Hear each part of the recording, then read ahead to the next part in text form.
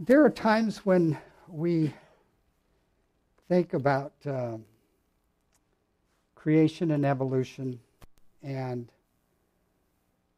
I was brought up and raised and really kind of, if you will, very much into the sciences, and as sometimes people label individuals, if you were, I was kind of a little nerdy side, if you will.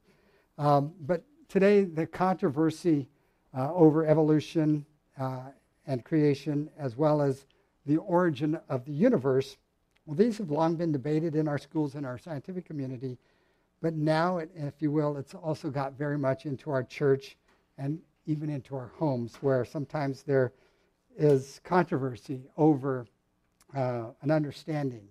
But ultimately, the debate is not so much over specific truth, but rather over faith, and more specifically, whom do you worship? Now, about a month and a half ago, Kiana had a rather interesting sermon, and part of that sermon was titled about when evidence isn't enough. And I kind of appreciated part of that, because you can sit down with someone that is very staunch believer in evolution, and on the other side, if you're a truly absolute believer in creation, that sometimes you won't always having a meeting of the minds on that. So part of my discussion today, again, dealing with creation versus evolution, and who do you truly worship, gets down a little bit more into the meat of that subject. So now, if I were a scientist, I would have to say that I would have certain precepts or principles that I would have to adhere to.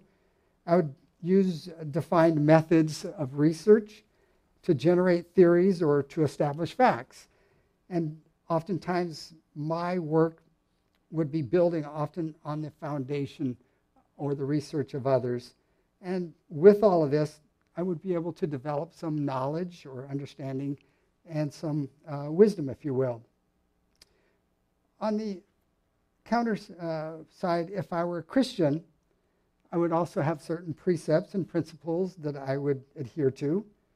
I would use the Bible as, if you will, a monotheistic or one God method of research to develop knowledge and understanding of the Word of a divine Creator and His wisdom.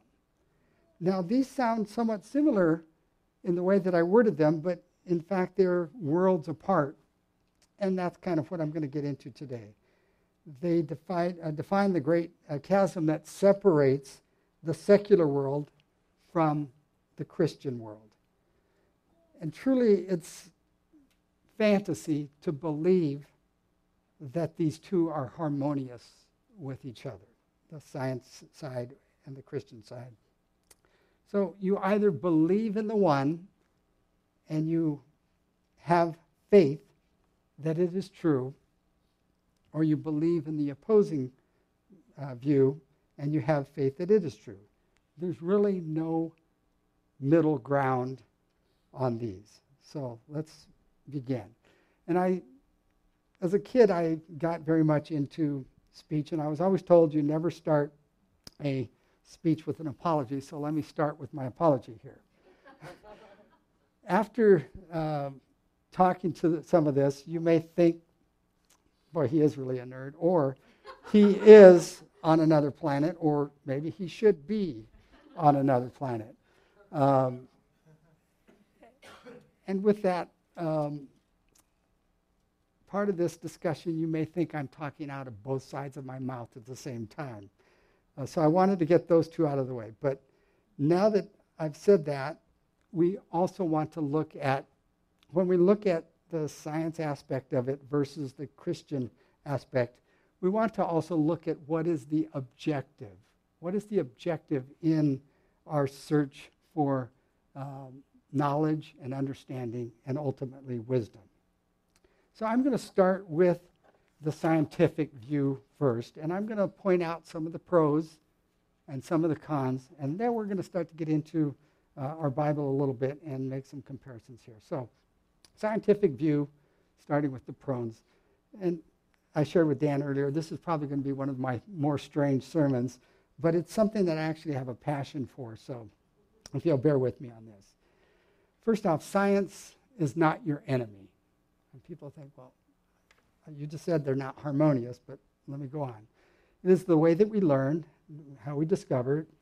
It's oftentimes the innate character that drives us to grow and to develop, to move forward, to gain knowledge and understanding of the world around us, to invent new technologies, oftentimes to lighten our burdens, to simplify life. Now, we use metrics in science such as math and observation and experimentation. This is how we measure things and how we decide what's oftentimes right or wrong. Science is the name that we give to the method that we call discovery. Now, think about the world around you. Virtually every facet of our life is affected by some form of science. All right, so that being said, let's talk about some of the cons, the downside. Science does not have all the answers. Science has been wrong. Now, we talk about in our past, they believed truly that the earth was the center of the universe. All right? We truly believe now that the earth revolves around the sun, and we're not the center of the universe. We're way off on the side of our universe. There are often times in the past that people believed the earth was absolutely flat. There are truly people today that believe that the earth is absolutely flat, that we are not on a sphere. All right. And I, just out of curiosity, I was curious, why would they even think to believe that? So I kind of looked around on the internet, found some of the discussion on it, and it's interesting to see from their perspective why they think the earth is still flat. Okay.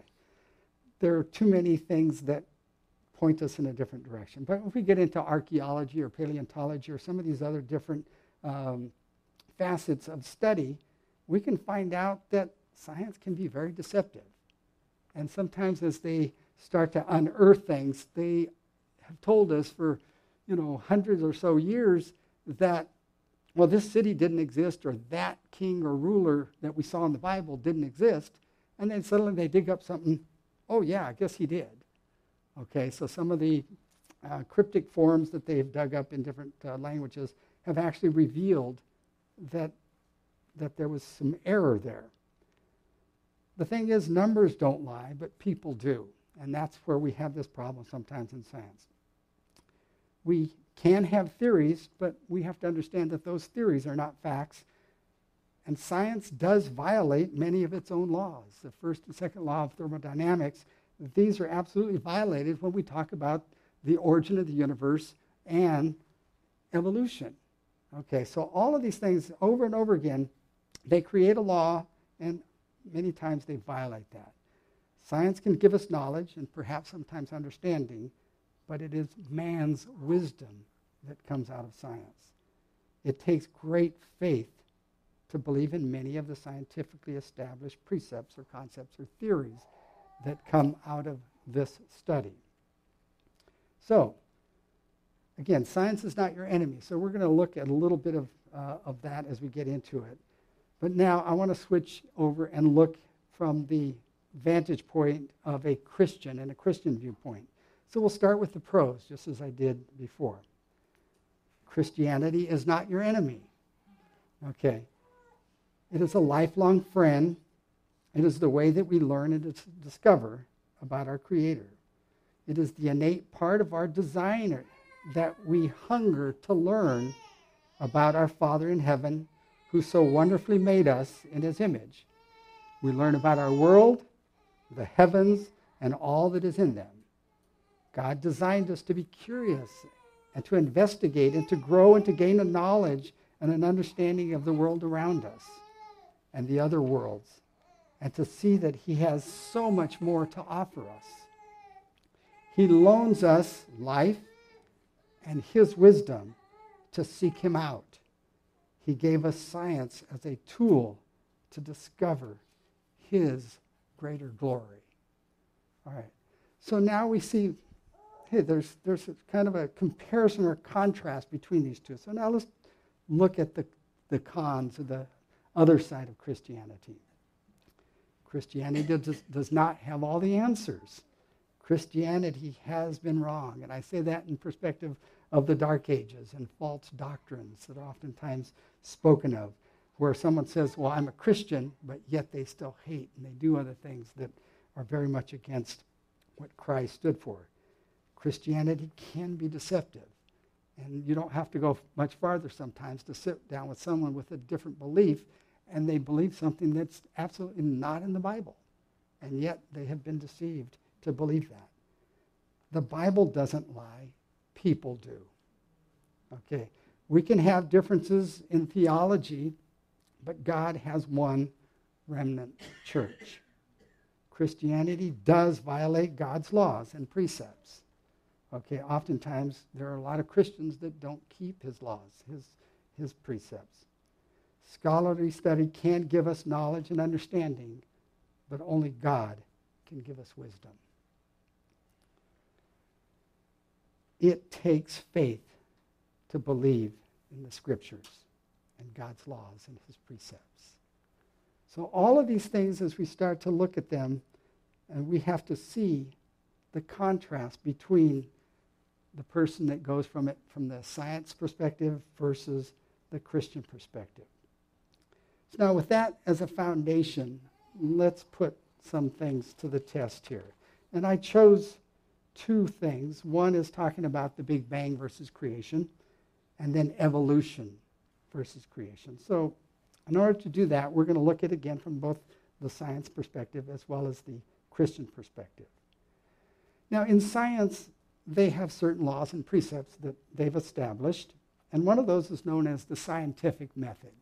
And within the scientific method, they have, well, it depends on where you read, 5 or 7 components that are used to establish, to go from something that's observed. Let's suppose, I'll use the example right now. Well, let me first go through the parts of it. Something that's observable, in which then I will establish a theory, and based on that theory, I may do some experimentation, and with that experimentation, I determine if that is repeatable or duplicatable, and then from all of that, from the observation and the theory, the experimentation, and the ability to repeat it, I may be able to establish a scientific fact. So if I took this, and we'll just show an example of it. If I just took this and dropped it, why did it go down? Why didn't it go this way or just stay there or float upwards? So we all know of Newton's example of the apple. He's sitting down by an apple tree, and an apple falls down and drops down next to him. And he says, why did it fall? So his observation was that it fell, and he decided to pursue that. So he established a theory that there's got to be some kind of a force that pulled the apple from the tree and made it go this direction. So he started to, he established a theory that there's a force, and then as he did experimentation, he decided that force was pulling that object of mass down towards the center core of the Earth. And then he did more experimentation, and actually his theory is about 500 pages in depth, to establish the law of gravity. And he established that as a fact that we accept today. All right, so that would be an example of a scientific method. So now let's talk a little bit about the Big Bang. We'll apply the scientific method to it. They believe, and this is truly how, if you speak to scientists today, that there was nothing. They started with nothing, and then instantaneously there was, if you will, a particle of dense mass. This particle they believe to have been no bigger than the period that you would have on a page. All of the mass of the universe was literally compressed into this little tiny particle. And then instantaneously that particle expanded.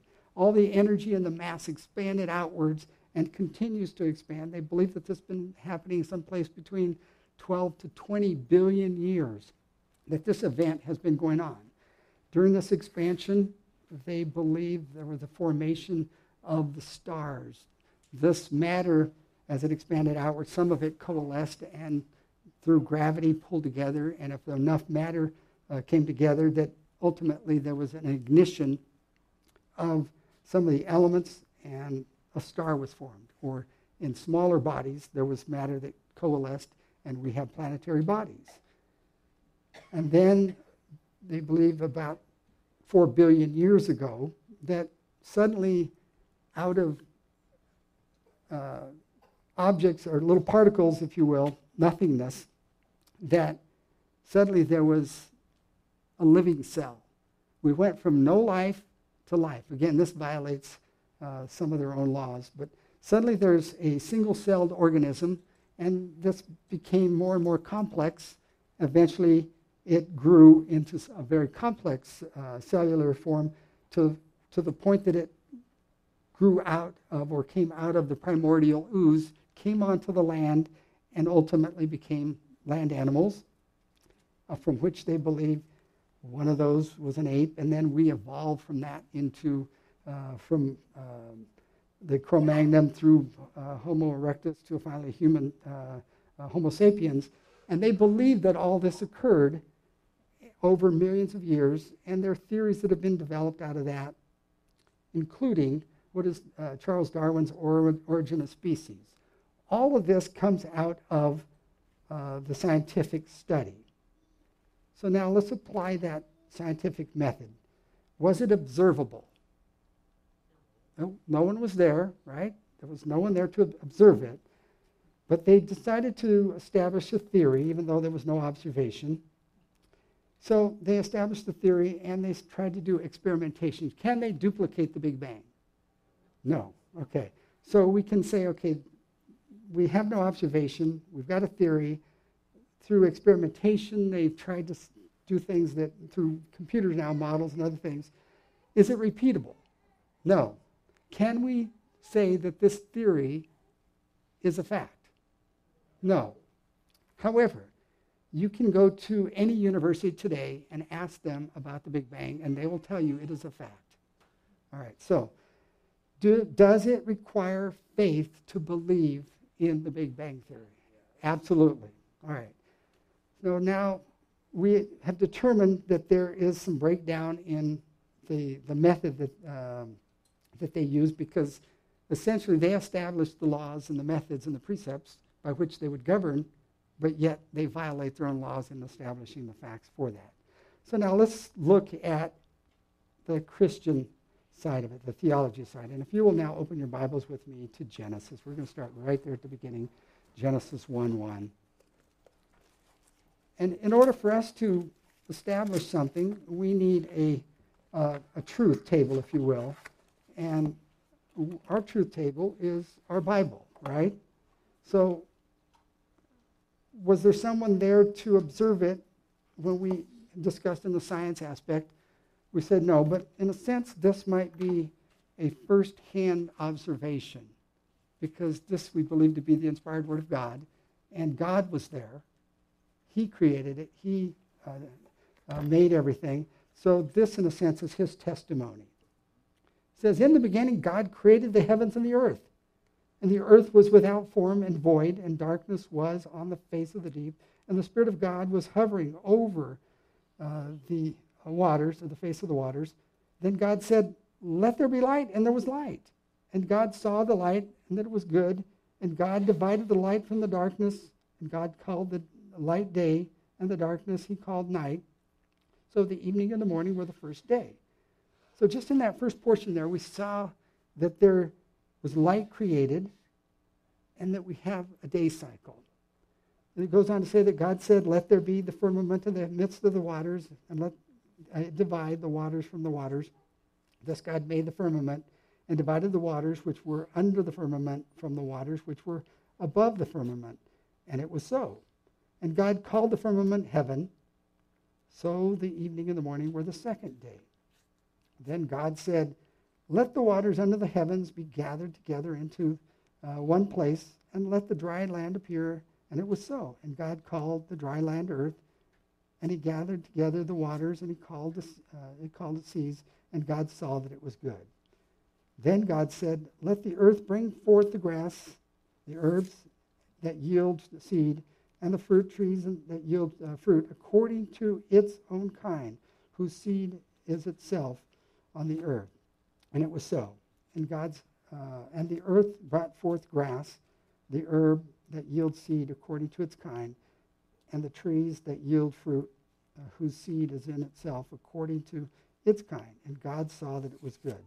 So the evening and the morning were the third day. Then God said, let there be light in the firmament and the heavens to divide the day from the night, and let them be for a sign and a season for days and years. And let them be for lights in the firmaments of the heavens to give light on the earth. And it was so. Then God made two great lights, the greater of the lights to rule the day, and the lesser of the light to rule the night. He made the stars also. God set them in the firmament of the heavens to give light to the earth, and to the rule over the day and over the night, and to divide the light from the darkness. And God saw that it was good.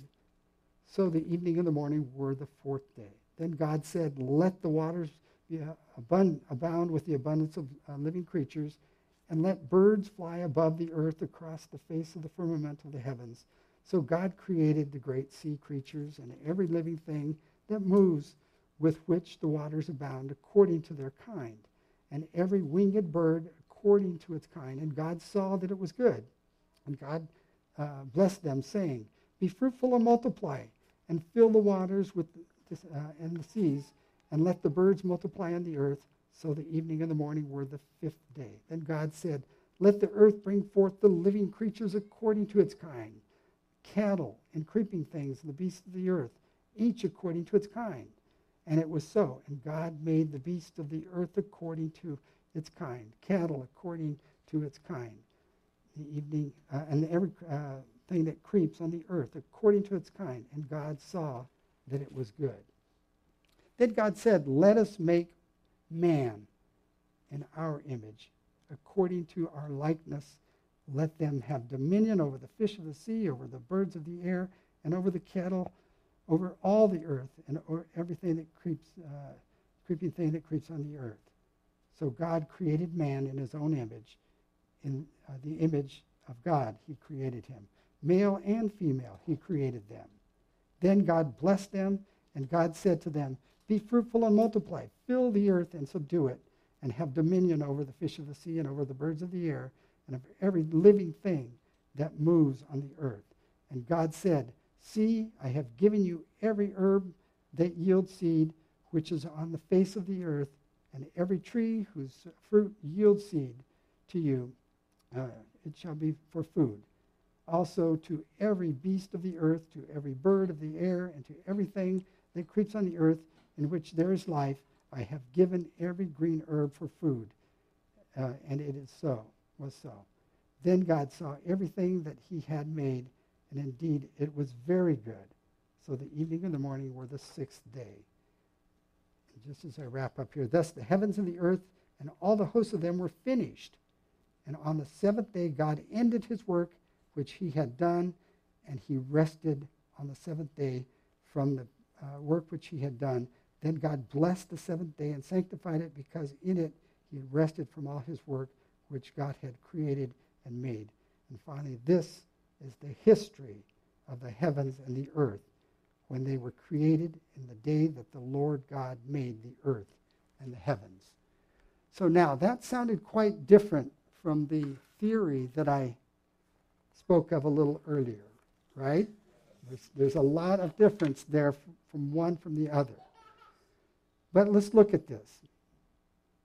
Did God start with nothing? Yes. He literally spoke it into existence.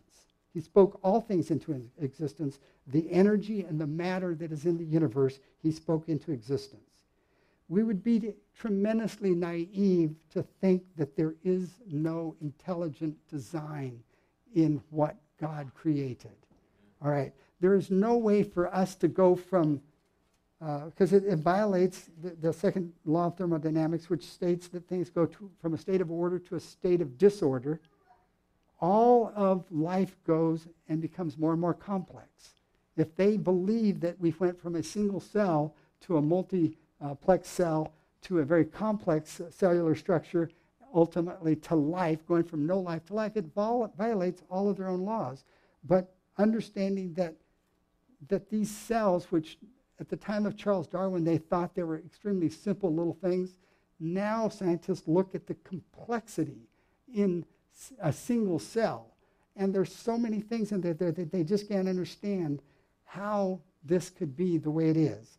They're having to concede that there is some intelligent design, but they don't want to bring God into the picture. We go on, it says, God created in the 6 days, and he sanctified a seventh day. All of this is based on a non-astronomical reference, the fact that there are 7 days. We have 365 days for the earth. Every once in a while we get a leap day included in there. We have a 30-day cycle for our lunar cycle, but there's nothing in astronomy that uses a 7-day cycle. So we understand that this is also different. God, it's stated, formed the stars as well as the planets. All of the heavens, he created them. God formed man and woman in his image on the 6th day. It didn't say they evolved over a long period of time. He spoke it into existence, and it happened. Now my question, does this require faith to believe? Absolutely, because there are things in there that God chose not to reveal to us. And it may have been intentional, but it does require faith to believe. And the easiest way for me to test that is if I said, okay, we look through a telescope and we will look at a galaxy that we say that is, 100 million light years away. Well, how did the light get from there to here if we didn't have 100 million years for that to occur? So there are things in there that we won't truly understand. God could have easily stretched the light beam from here to there and made it happen. Okay, there's nothing beyond his capability. But a scientist will say, that's fantasy. All right, so as Kiana was saying the other day, sometimes evidence isn't enough. There are some things that we have to truly have faith and believe that this is what God said happened, and that's why it is. They truly have to have a lot of faith to believe in what they believe, and in the Big Bang Theory or the evolution of man. So I said that we would get into a third part of this, and that deals with the motive or the objective. What is from the scientific, a scientist, what would be his motive to believe that? Now I took some quotations from several individuals. In their own words, they are self-stated motives for their theories. The first individual I'll quote to you is Ernest Haeckel. And this, in his words, talking about the creation of the universe, with this single argument, the mystery of the universe is explained, the deity or God, the deity annulled, and a new era of infinite knowledge ushered in. So, do we see a motive there? This is from Sir Julian Huxley. I suppose the reason that we leaped at the origin of species is because the idea of God interfered with our sexual mores. Okay? Is there a motive there? And lastly, with Aldous Huxley, I have motives for not wanting the world to have meaning. Consequently, I assumed it had none. And it was able without any difficulty to find satisfying reason for this assumption. For myself, and no doubt most of my contemporaries, the philosophy of meaninglessness was essentially an instrument of liberation. The liberation we desired was simultaneously liberation from a certain political and economic system and liberation from a certain system of morality. Okay. There are many scientists that are atheists, and they do not want God in the picture. So what would you think their motive would be? And this is what I wrote. We don't want to believe in God. We don't want to believe in his morals or his laws. We do not want to be held accountable. And that's what I saw from some of the quotations and oftentimes what many scientists espouse. Now, did I not tell you also earlier that science is not your enemy? All right, so we have to understand that there is some way to bring these two together. If you'll join me briefly at Romans 1, verse 28, Romans 1, verse 28.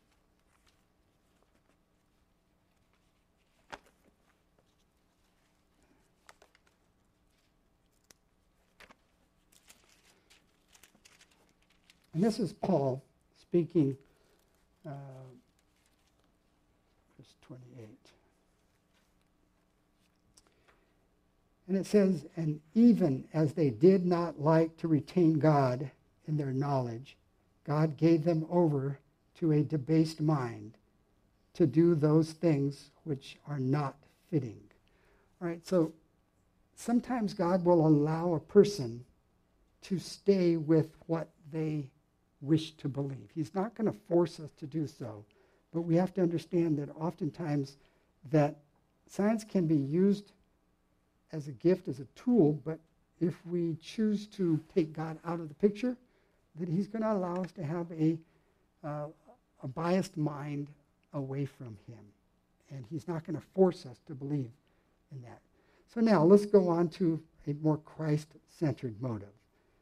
I'm going to read from Hebrews 11, verses 1 through 3. Now, faith is the substance of things hoped for, the evidence of things not seen. And we've been talking about some things that we truly can't see in evolution and in creation. For by its elders obtained a good testimony. By faith we understand that the worlds were framed by the word of God, so that the things which are seen were not made of things which are visible. There are a lot of things that we might see and observe, but God hasn't made visible to us the true understanding or explanation of that. There isn't one of us that hasn't read Job in chapter 38, and I won't read through all of this, but God says, were you there when I created the heavens? Were you there when I put the boundaries around the seas? Were you there when I created these animals and what makes them the special thing that they are? Job had to concede he wasn't there. Okay, no scientist, no observer was there. God alone was there when he created that. Psalm 139, and Dan read 14, and I'll include part of 13 in here, says, I will praise you, for I am fearfully and wonderfully made. Marvelous are your works, and that my soul knows very well. In verse 13, for you created my inmost being. You knit me together in my mother's womb. This is telling us what is God's motive, what is God's objective, his intent. And I truly believe as Jeremiah was sharing information with us, he would have said, I have loved you with an everlasting love. Therefore, the loving kindness have I drawn you. This is as God were speaking. For I know the plans I have for you, declares the Lord. Plans to prosper you and not to harm you. Plans to give you hope and a future. So call upon me and come and pray to me, and I will listen to you. So now when we look at the first, the scientific method, it's more of a worship of creation as opposed to the Christ-centered motive is the worship of the Creator. And so you can see there's absolutely a difference between these two, and we have to ultimately question if we are taking science and losing sight of God, that who is it that we're worshiping? As opposed to, do we have faith to believe that God spoke it, and it is, and that's who we're worshiping?